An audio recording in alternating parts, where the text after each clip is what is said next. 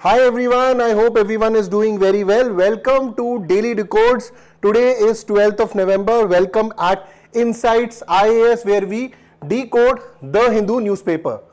So the thought for the day is a single wheel cannot move the chariot. That's one of the thoughts which comes from Chanakya Niti, and it also tells us about that even if you are one of the greatest players, but if you are not contributing to the team, you cannot win the World Cups.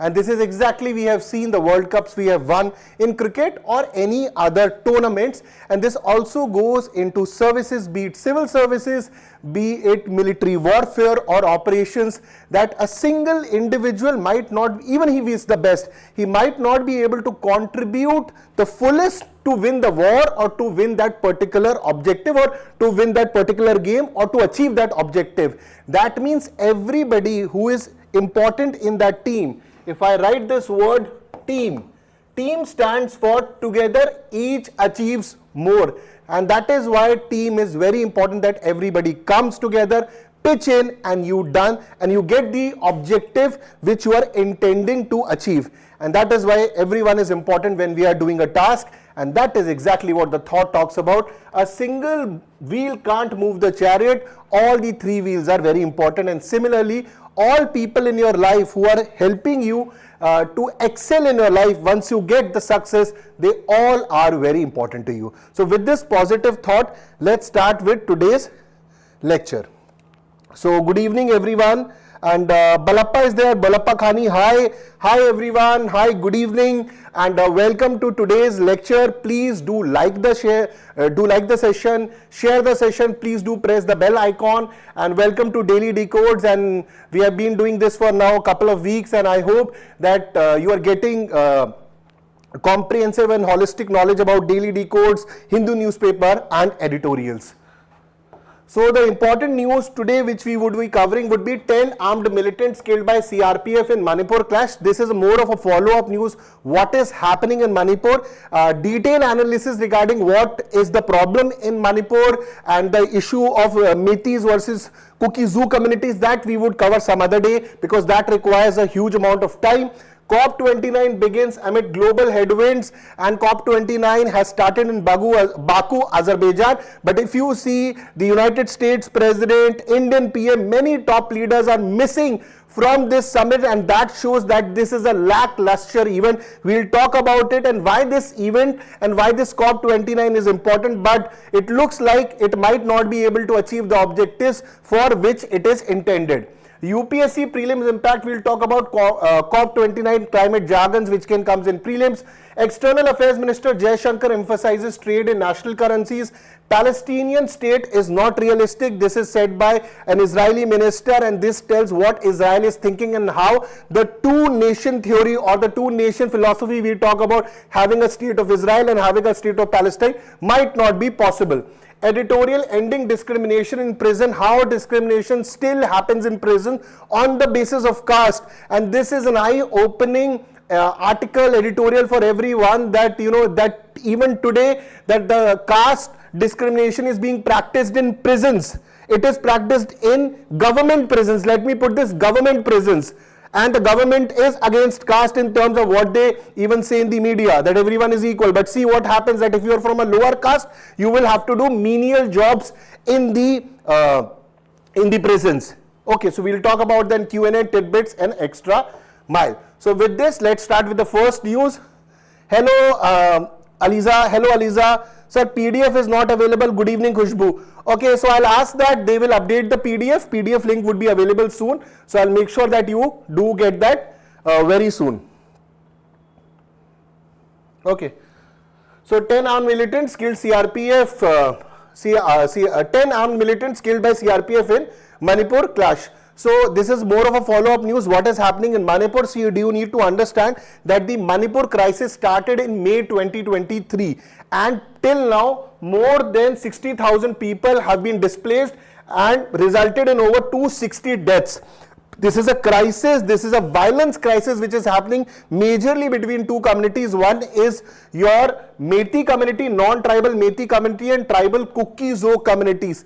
To simplify, I can just say that there's a problem that the Meiteis they are wanting the ST status, and there was some recommendation which went from the court, and if the Meiteis get the ST status, they would be able to buy the land in the forested or the hilly areas of Kukis, and Kukis don't want that Meiteis get the ST status. This is very simplification of the Manipur crisis which I am doing, though there are many other reasons. What is the many other reason when it comes to Manipur crisis? So reservation dispute is just one of the simplifying factor, rather the catalyst factor which is happening right now. Ethnic and religious tension, drugs and insurgency, and the Kukis, the Kuki community, and the movement from the Myanmar which is happening, the drugs issue, the illegal arms issue, these are also propelling the Meitei and Kuki issue, the violent issue out there, migration and identity issue, and there is also issue of Kuki land. So these are certain angles to this particular topic which I would want that you go in detail and study it. When I was taking internal security lectures, I had completed it. If you've been part of those internal security lectures at Insights IAS, you can go and watch those lectures in detail. I've taken this topic.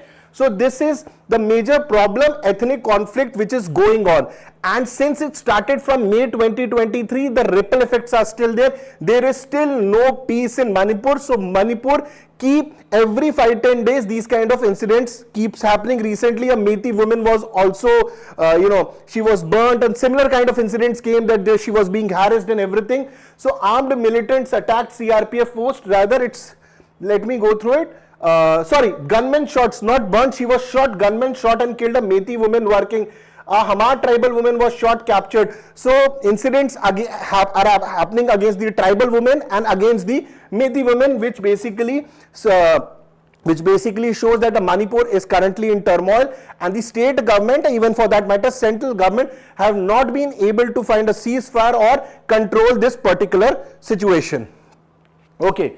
So armed militants attacked the CRPF post in Jakrudar and Boro Bekra police station. In response, CRPF and police forces engaged in 40 to 45 minutes of cross firing, and they were able to kill these 10 militants. Now see what these militants they had. They had 3 AK-47, 4 self-loading rifles, 2 INSAS rifles, a rocket-propelled grenade launcher, a pump-action gun, bulletproof helmets and magazine. Question is that how does these people, are these getting weapons? If the government is not giving the weapons, obviously government will not be giving the weapons. If they are not stealing these weapons, is there any police station which is favoring Kukis or Meiteis to get these weapons? Is there any angle that they are able to get these weapons from across the Myanmar, which is a center of golden triangle, illegal drugs and weapons? Is the drugs being used, drug money being used to procure these weapons? These are certain issues. If you go and read about these particular topics, you will understand what is the basic problem of Manipur. Now, let's go to the next news. UN raises alarm as climate talk begins, and a guide to COP29 climate summit jargons. So let us complete these jargons. These jargons are very, very important for UPSC prelims. Small one line information regarding this, and then we go towards the important news of climate change. Okay. So let's move the UNFCCC, that is the simplest of them, that is United Nations Framework Convention on Climate Change. So this basically belongs to two things. It is the name of both the 1992 treaty committing the nearly 200 countries to fight global warming, and the secretariat set up to implement this treaty. So the secretariat and this 1992 treaty both is UNFCCC, that is United Nations Framework Convention on Climate Change. Now nearly 200 countries were committing to this. Now comes COP, Conference of Parties. Conference of Parties which signed under this UNFCCC treaty. The acronym stands for Conference of Parties and describes that annual summit of countries. Like right now COP29 is happening in Baku, Azerbaijan, where all these countries will come. They discuss what steps needs to be taken to control climate change, global warming, where the fund should come. So Conference of Parties, these parties basically means the countries will sit in a conference and decide what can be done. And this is the 29th COP happening in Baku, Azerbaijan. Okay. So the annual summit of countries that have signed the UNFCCC treaty, the COP29 meeting is happening, marks the 29th such gathering since the UNFCCC took effect in 1994. Next is NCQG. Now NCQG is a recent term which is being used even in this COP29 summit. So it's a relatively new acronym which is focal at COP29. Again, the focus is see, I'll explain to you. These COPs, I've been very critical of these COPs. See, these COPs talk about that you need to control climate change, you need to reduce global warming, and we need to go back to pre-industrial era and everything. We need to have a temperature of 2 degree, 1.5 degree, we'll come to that. But the point remains, to do this, you require a lot of money. Initially, the developed countries said that we will give the money since they were the biggest contributors to greenhouse gas emissions, because the industrialization which happened around in 16th, 17th, 18th, 19th century and later on, it happened in the developed world. So categorically they need to give more money. But in the recent statements they have said that since China, India and the developing world is also contributing to greenhouse gas emissions, they should pay equal money or more money. Now these developed world, they feel that if they give this money, this is kind of a charity. It is not a charity. You were the first one to put these greenhouse gases which have led to global warming and climate change. So ipso facto you have to pay money or you have to help developing countries with technology. So when it comes to technology, they say that the developing countries need to buy this technology, renewable technology, or we are not able to pay this money, or rather they are very slow in giving the money. So developed world is basically not giving money. And with Trump presidency coming in America, who doesn't even believe in climate change, I think climate, and he's not even part of this COP29. The United States president is not participating, and obviously till Trump has not taken over the presidency, but even when he takes, he's not such a great believer in climate change and its philosophies. Rather, he has pulled out of many United Nations things even earlier. And even when he won the election, and even during his election campaign, he was talking about drill, oil drilling on. If you're drilling oil, basically you are increasing fossil fuels. If fossil fuels are increasing, you are increasing carbon dioxide, and that will lead to global, the climate change will even increase at a very fast pace. Okay, so this is what is happening, and the American president is not even participating. So coming back to this relatively new acronym stands for New Collective Qualified Goal on Climate Finance. So annual target for funding developing country climate efforts, that the developed world and all other countries, they need to give funds to developing countries so that they can achieve their greenhouse, they can achieve their climate change goals, or their national defined goals which they have taken, or the technology, green technology they want to get it, all these things. But these funds are not coming. And even if $100 billion are promised, you actually need $1 trillion. Okay, $1 trillion you need, which is still very short.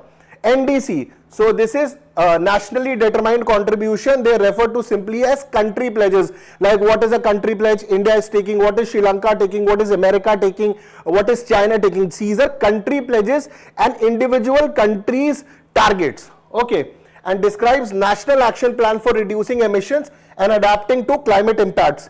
So next round of NDCs are due in February, but many countries will give their NDC plans in Baku also. Next is global warming. This is a very good prelims question.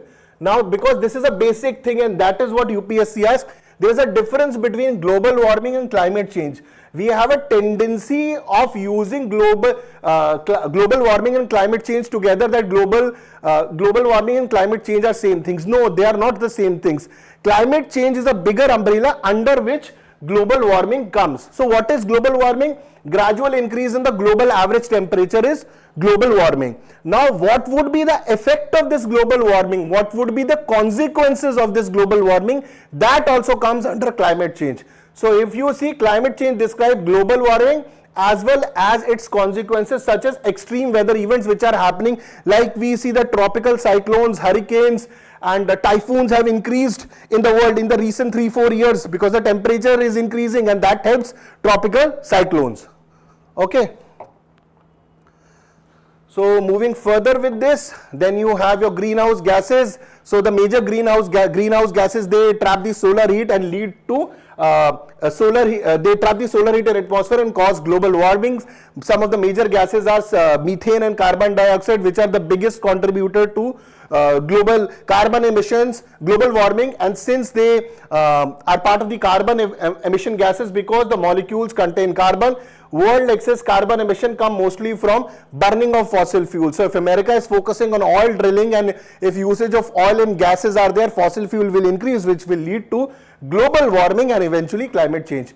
Paris Agreement. So Paris Agreement was one of the agreement which was spoken about everywhere in the world. That's a very important agreement. Again, a lot of talks happened, lot of agreements happened, but nothing substantial on ground is happening. So why this is important? Because some important targets were taken. The target was to limit global warming to well below 2 degrees Celsius on pre-industrial average, with the target of holding it to 1.5 degrees Celsius. So it's a good target, but how would you achieve it? You need to invest in green energy, green technology, and then you need money. Money is not coming. That's the biggest problem. So Paris Pact also talks about national emission cutting pledges. That is that every country would be taking pledges and they would be updating in every 5 years. What is net zero? Net zero is the amount of carbon dioxide, or rather the amount of greenhouse gas that is produced and amount of greenhouse gases that has been removed. So what is the balance in them? That means the production and that means the removal. So that is what you say net zero. So it becomes net zero if it, if the production is equal to removal, so obviously it will become zero. In that sense, it does not mean that there would be zero of gas emissions. Okay, so it can be achieved through a combination of emission reduction and emission removal. Sandeepan, hi, good evening, good evening. Loss and damage. So government last year they came up with this fund of loss and damage fund. This is around $800 million of fund, and this would be helping countries which are poor nations which are being hit by these global the climate change fuel disasters. So this is called $800 million toward a new loss and damage fund. The good part is the fund now has a director and a host nation, but the problem is that $800 million, it is not even $1 billion. And the amount of money which is needed with these poor countries to fight climate change, $800 million is nothing. Again, you need more money. Then you have carbon offset and carbon credit. So what is carbon offset? If you are producing carbon dioxide or you are producing greenhouse gases, and similarly you are investing in a technology which is helping remove the greenhouse gases. Okay, so basically you are carbon offsetting at one point of time. So carbon is removing, and other point of time you are removing the carbon dioxide. So instrument allows a company to compensate from some of their carbon emission by investing in projects to bring emission down elsewhere. So there's a factory where carbon emissions are happening, but somewhere you've invested which is helping in green, green technology, renewable technology, which is against the carbon emissions, helping removal of the greenhouse gases. So in that sense it would be carbon offsetting. Okay, I hope you've understood till here.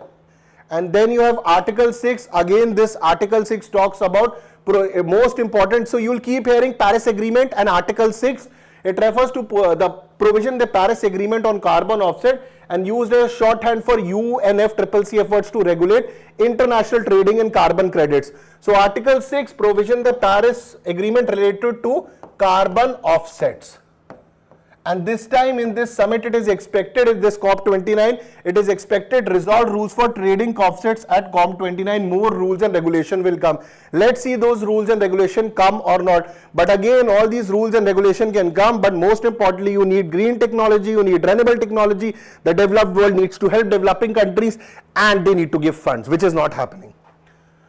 So with this, I complete the jargons. Let's come to the news. So COP29 kicked off in Baku, Azerbaijan, November 11, 2024. Now there is a lot of hypocrisy in this event. First is it is happening in Azerbaijan.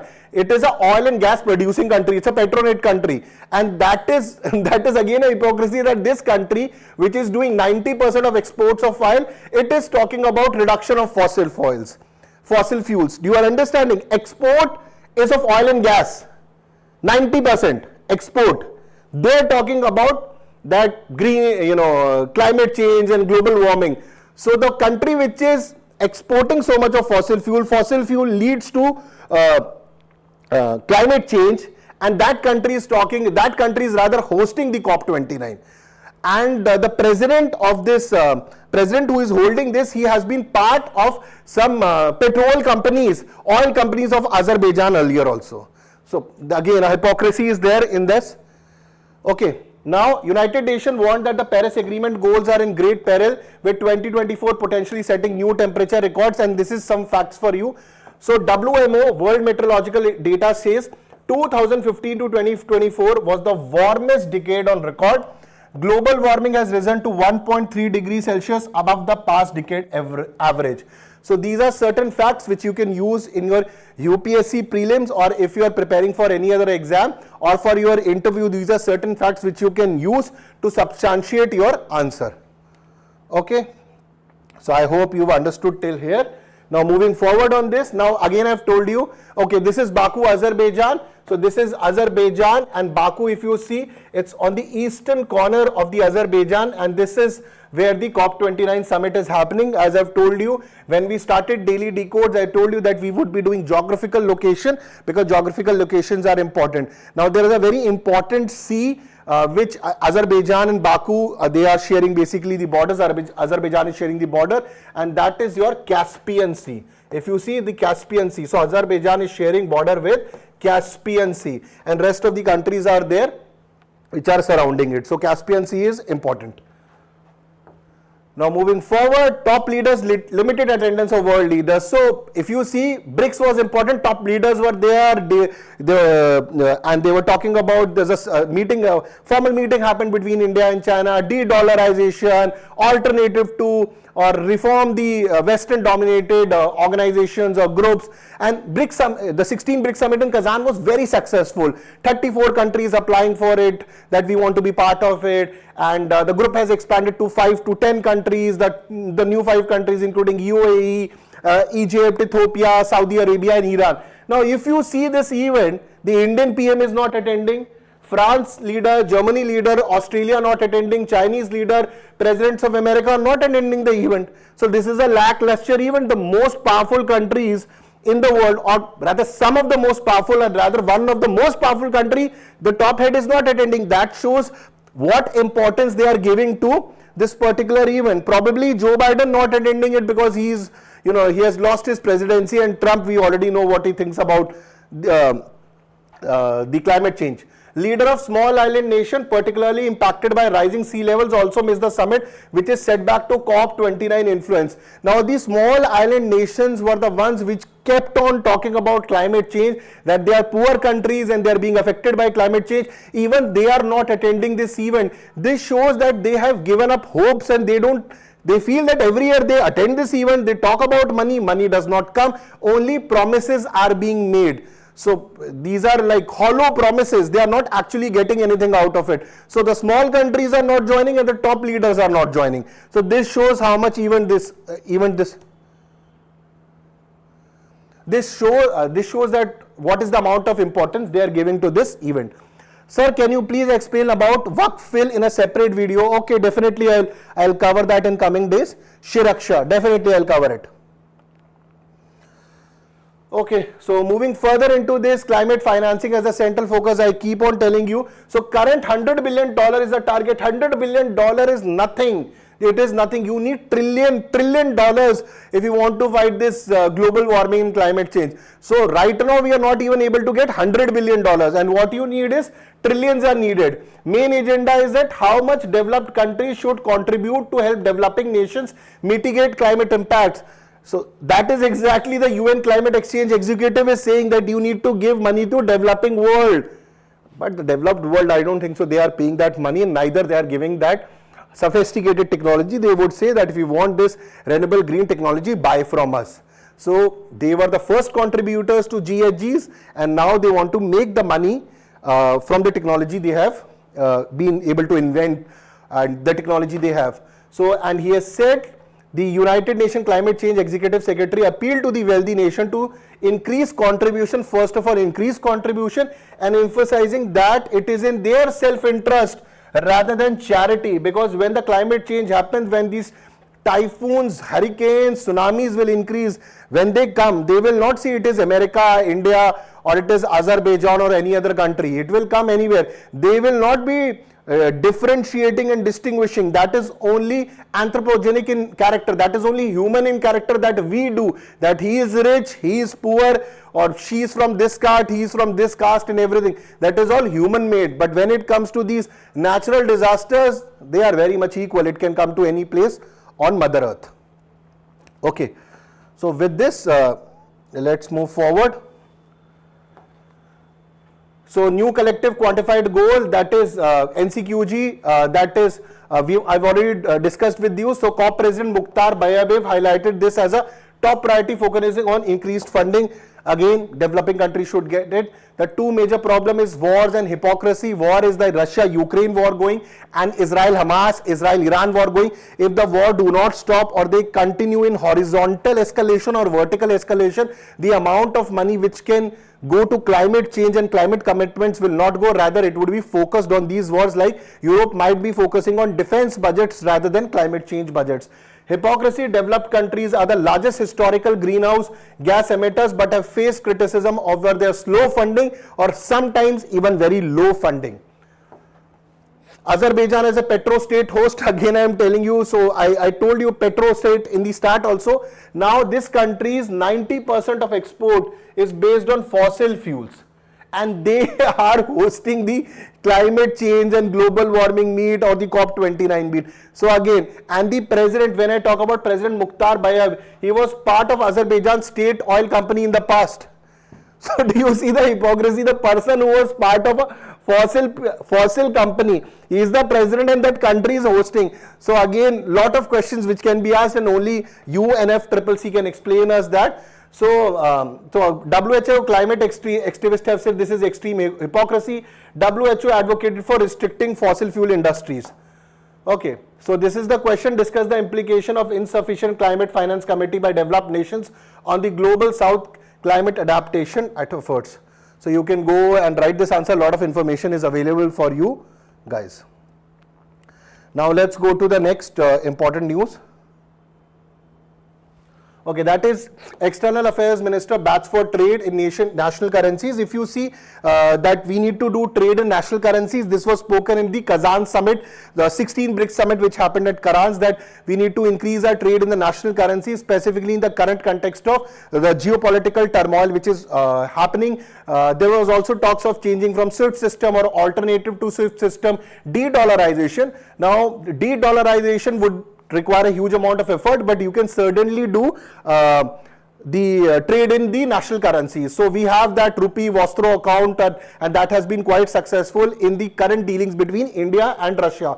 So ahead of the 25th session of India-Russia Intergovernmental Commission, External Affairs Minister highlighted the significance of trade in national currencies. Currently the trade between India and Russia is around $66 billion, and it will go to $100 billion. But when it comes to this $66 billion, most of the budget would be going towards the oil and gas which we are getting from Russia. Once the Russia-Ukraine war is over and Russia is allowed to sell oil and gas back to Europe, so then India would be buying, because right now we are buying oil and gas from Russia because they are selling us at a discounted price. So if they start selling it to Europe, will they give the discount to us? So if an oil and gas reduces and we are buying less defense equipment from Russia, so what can be the alternative so that India-Russia trade can increase? So he emphasized mutual trade settlements in national currencies are crucial under the current global condition. Specifically, we are seeing a turmoil, and with Trump coming, new geopolitical scenarios will come, which will get an idea specifically once he takes over the official presidency from January. Those certain lines are currently very much visible. So bilateral trade $66 billion, EM project the trade would be $100 billion by 2020. Special rupee Vostro account is there, which has been very much successful. But again, this is oil and gas majorly of the $66 billion. If that is removed, what other things can be traded? Though with India and Russia, we're making there are three important routes which we are talking about. We'll talk about that. And those three important routes are International North-South Transport Corridor, Chennai-Vladivostok Maritime Corridor, and Northern Maritime Route. So, lot of effort is being going on from India and Russia side that we not only do oil and gas, but there are many other things which can be imported and exported and increase India-Russia trade relations. Like China and Russia have a good trade relation because of the geographical boundary also, and Russia is highly dependent on China for that matter. So, these three important routes would be used. What are these? We'll come to that. But before I move forward, also realize that US Treasury recently sanctioned 19 Indian entities which were supplying some basic chips to, this is allegedly said by Americans that we were supplying. They have not proven it, some chips which might be used in some of the defense equipment which Russians might have used against Ukraine. Counter question to this and counter offensive to the Americans. Okay, maybe we have given it, but what about you giving, you know, the fighter jets F-16s to the Pakistan, if I'm correct, F-16s to Pakistan, and the fighter jets to Pakistan, which is an arch enemy and which is proven that it is a sponsor of terrorism, not only said by India but also said by the Americans, and Joe Biden giving around $450 million to even repair that. So what about that? So isn't that hypocrisy that even if we are giving a small chip which has to be proven, but you've actually given fighter jets to Pakistan? So something to think about for all the audience watching this lecture, the hypocrisy at the highest level. Okay. Now moving forward into this, key connectivity international, okay, and then custom agreement for ease of business, a bilateral between India and Russia customs authorities in May 2024 on authorized economic operation has already been done, which is helping in ease of doing business, and a Russian business center would be opened in New Delhi by Business Council for Cooperation with India and Synergy Cooperation. This would strengthen the India and Russia business communities. Now, these are the three routes which I have spoken about. So, I have added some slides which will help you in going in detail to understand this. One is that International North-South Transport Corridor. So, from Mumbai to Iran to Azerbaijan, Baku again is here, Baku, Azerbaijan and Moscow. So, this is a 7,200 kilometer network of road, rails and ships. Again, the trade between India and Russia can improve. So, this is one of the routes. Yes, sir, F-16. Okay. Second one is your Chennai-Vladivostok Maritime Corridor. So, from Chennai, if you see, it will take 5,647, around 5,600 nautical miles, aimed at increasing bilateral trade between India and Russia. So, in September 2019, Prime Minister Modi in Vladivostok signed a memorandum of interest for this route, not MOU, MOI. So, the existing is 8675. This route is too big, but if you use this, this would be better. Then the third one is your northern maritime route. So this would be connecting your Atlantic and Pacific Ocean through the Arctic Ocean. If you see Northern Sea Route, this is approximately 13,000 kilometers going from Bering Strait. This is dividing the Americans and the Russians.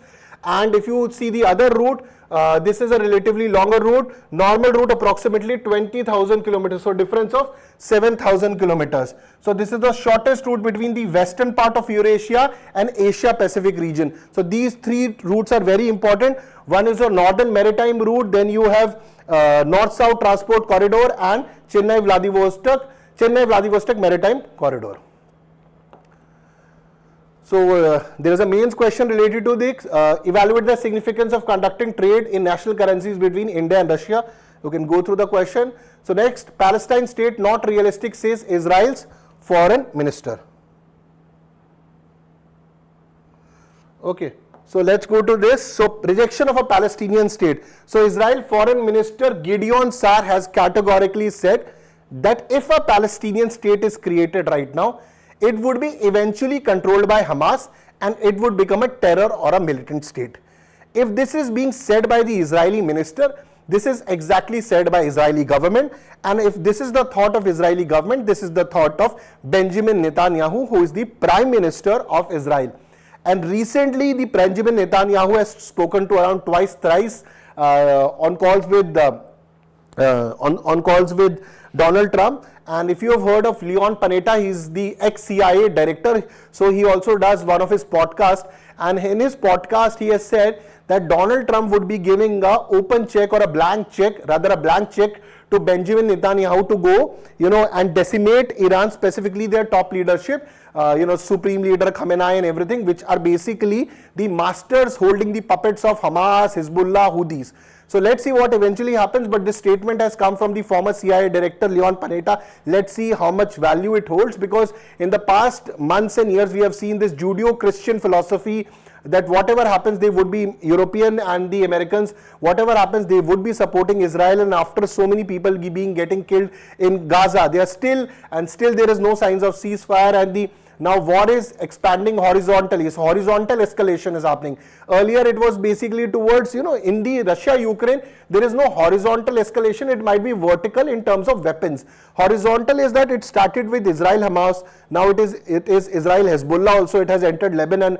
Israel-Houthi also. Now Israel-Iran. So horizontally. So land-wide it is expanding horizontally. And when it is a horizontal expansion, it leads to a lot of problems, because many countries which even don't want to be part of the war, they become part of the war, and there can be a lot of collateral damage. So he says it is unrealistic, stating that it would be effectively a Hamas state if a Palestinian state is created, because concerns over Hamas control in Gaza emphasize that any establishment of a Palestinian state in the current environment will lead to Hamas controlling it. And this statement is basically coming because there is an event happening. Arab and Muslim leaders convene at Saudi Arabia to discuss ongoing conflicts, and recently the Saudi have started their diplomatic dialogue back with Iran. So in that context, they are also giving the statement what is currently Israel thinking. So idea of Palestinian statehood is tied to 2020 Abraham Accords. We had covered Abraham Accords some days back in the Daily Decodes. So Donald Trump was behind this. That was one of the successful things he was able to do, that he got the West Asian countries like UAE, Morocco and many other countries, and Israel on the other hand, to do the Abraham Accords. So everyone has understood till here? Yes or no?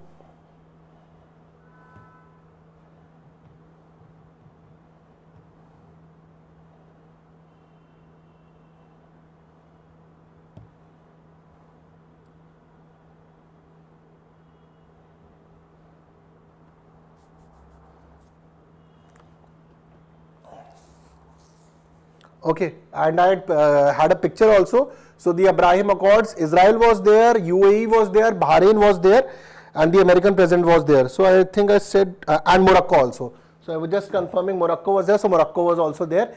And this escalation is currently going on. It started from October 7, 2023 attack by Hamas, and more than 43,603 people have been killed till now. Okay. Now this is a mains question. Evaluate the feasibility of Palestinian state of context of Israel's security concern in terms of Hamas, Houthis. So until and unless the puppet master is controlled, that's what Israel is thinking. The Palestinian state seems to be very far-fetched for right now, because what Israel is currently thinking. That's what the news talks about. Now let's come to today's editorial, that is ending discrimination in prisons. It's a wonderful editorial, one of the good editorials which have come in the recent past. And the discrimination which is, we all hear discrimination happening in the society, but discrimination happening in a government jail, that is, many of you might be aware, many of you might not be aware, but it is very much prevalent that if you are coming from a marginalized caste or a lower caste, you might be doing menial jobs. If you are from a higher caste, you might be doing something else. Even if you are well educated, from which part of the education or from which strata you are coming, that also eventually leads to what kind of work you are doing. So on October 3rd, 2024, Supreme Court of India ruled in Sukanya Shanta versus Union of India that caste-based segregation of prisoner is unconstitutional. So many cases have been, many cases related to this particular prisons discrimination we'll discuss, which is part of today's news. Okay, is unconstitutional. So this is 2024 the Supreme Court is saying. 2024, just imagine. In prisons, and prisons are maintained by government officials. So something to think about it. Food, a thought for food. So jail rules previously segregated prisons based on caste. So they are segregating prisoners on the basis of caste, often assigning menial tasks like cleaning, cleaning of toilets or bathrooms to those from marginalized caste or low caste or backward caste, and perpetuating caste hierarchies. So you committed a crime and you're basically now, you've got a punishment, you are in jail. So apart from punishment, you will also be, and if you're coming from a low caste, you will also have to do these menial jobs. It's not, decided on the basis of a harmonized action or on the basis of some, that this job would be given to this person on a very rational purpose, but on the basis of caste, something, which should not happen. And Supreme Court is giving a statement or a judgment on this in October 2024. So does this segregation violated Article 14 and 15, obviously equality, and prohibits discrimination based on caste. This is happening in a government jail. This is happening in prison jails. So this shouldn't be happening. So now for Prem Shankar and Shukla versus Delhi Administration 1980 case. So Supreme Court ruled distinguishing prisoners. So they were distinguishing prisoners on the basis, this is a better class prisoner and this is an ordinary prisoner. So better ordinary prisoner was, which is basically indigent prisoners, poor prisoners, or coming from a very low strata of life. Okay, so and were more dangerous. So if you are a better class prisoner or if you are a ordinary prisoner, you are coming from a poor strata, so you would be handcuffed. But if you are a better prisoner, you will not be handcuffed. This is being decided from which part of the society you are coming. If you are coming from lower strata of the society, you would be handcuffed because you are dangerous. Okay, you might be dangerous, but what makes you think that these better class people cannot be dangerous? Either the rule should be for both of them or shouldn't be for both of them. That should be the logic, right? So this is something to think about, that that if an ordinary person can be dangerous, even the better class person can be dangerous, or either no one is dangerous. That should be, the law is very equal to everyone. So when I say ordinary person, just trying to prove your point, that ordinary person can be dangerous, the better class person can be dangerous. And it cannot be decided from which, that you are rich. If you are rich, you cannot be dangerous. Many of the sophisticated crimes, if you have heard of Ted Bundy, which did a lot of killings in America, he came from, he was highly educated. Okay.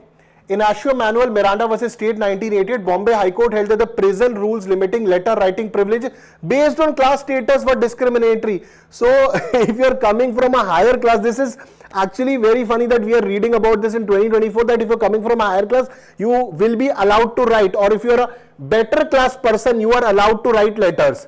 But if you are coming from indigent prisoners, you will not be allowed to write. This is, going back, when we were slaves or when we didn't have the independence. This is like modern history of India fighting for its independence. So we have got our independence, but because of caste, you are still being subjugated. Non-discrimination principle in prison. So courts have established that prison should not strip inmates of basic rights, and this is exactly what Sukanya Shanta also reaffirmed. Case of Maoist political prisoners in West Bengal. So Gaur Nayan Chakrabarti 2012. So Calcutta High Court said, Calcutta High Court, yes, that this particular prisoner is under unlawful activities ULPA Act, but still he is a political prisoner, and when he is a political prisoner, he will have political rights. Please go back and read what Bhagat Singh was fighting for during the British era rule. He was fighting for his political rights. And today also in 2012, he was fighting for his political rights. So the court held that the political prisoners, political rights in the terms of political prisoners' rights. Okay, like the basic rights a prisoner should get. So certain basic amenities, and suggested that they should extend to all prisoners, not just political ones. So the court said that these rights which you are talking about, which should be given to political prisoners, it should be given to everyone. Not only political prisoners, but everyone. Okay. Now moving further in this, Model Prison Manual 2016 amendments. Supreme Court ruling encourages amendment to Model Prisoner 2016 to ensure basic amenities all across prison. And what are these basic amenities? Chair, table, light, cot to sleep, mattress on the cot, pillow, blanket, cooking access and reading materials. These were certain basic things which we, the freedom fighters were asking against the Britishers when they were in jail. And today also, these citizens of India are asking for these rights. So some question comes back that these people actually got the independence in terms of the prison? Okay, importance of the ruling. This judgment marks a significant step towards ensuring equality and human dignity within the Indian prisons, eradicating discriminatory practices, blurring unjust distinctions. So, wonderful ruling has come in October 2024, where the court has taken steps regarding this, that you cannot discriminate prisoners on the basis of caste, equality, human dignity. Indian prisoners, discriminatory practices needs to be avoided, and blurring unjust distinction. So a wonderful question is there. Critically evaluate the implication of SC recent ruling on the caste-based discrimination in Indian prisons. How could amending the Model Prisoners Manual 2016 further enhance the rights of the prisoners? A wonderful question. In the tidbits we have today the India hosts South Asian nation for Telecom regulation event. This event was hosted by TRAI. TRAI stands for Telecom Regulatory Authority of India, hosted a multilateral event in New Delhi for South Asian nation Pakistan, Afghanistan, Sri Lanka, Bhutan, Maldives, Nepal and Iran. Many countries participated, and it was organized by Asian Pacific Tele Community. Okay, so factual information. And in the extra mile, you can go through this. Can AMU finally claim a minority status? I had covered this AMU news in the Daily Decodes. You can, if you've not watched it, please go and complete the Daily Decode news related to this. And there's a playlist which has been created in the Insight YouTube channel where all the Daily Decode sessions are there. So with this, okay, before I proceed, so Nama Bangalore, from tomorrow onwards, I would be going back to Bangalore, and these editorials, this entire analysis would now be happening from Bangalore.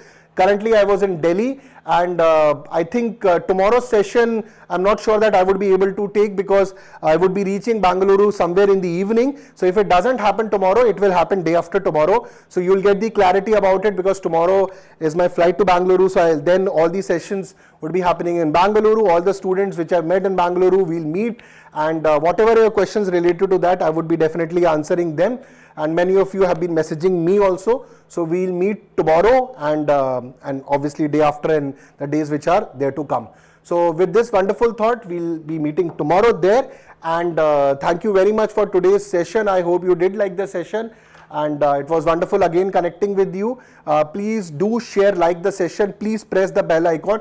And on the Insight channels, many things are coming. Extempore is coming, and lot of new video content is being created. ICANN is also there, which is coming, in which Sapna ma'am is taking a lot of important issues from your prelims and ethics point of view. So go through those lectures. It would be helpful, and wonderful sessions have been taken by the senior faculties, in which they have covered the doubts related to UPSC prelims and mains, and also by Vinay sir. Please go through these videos. This would be highly beneficial to all of you. So Jai Hind everyone. Sayonara. Take care.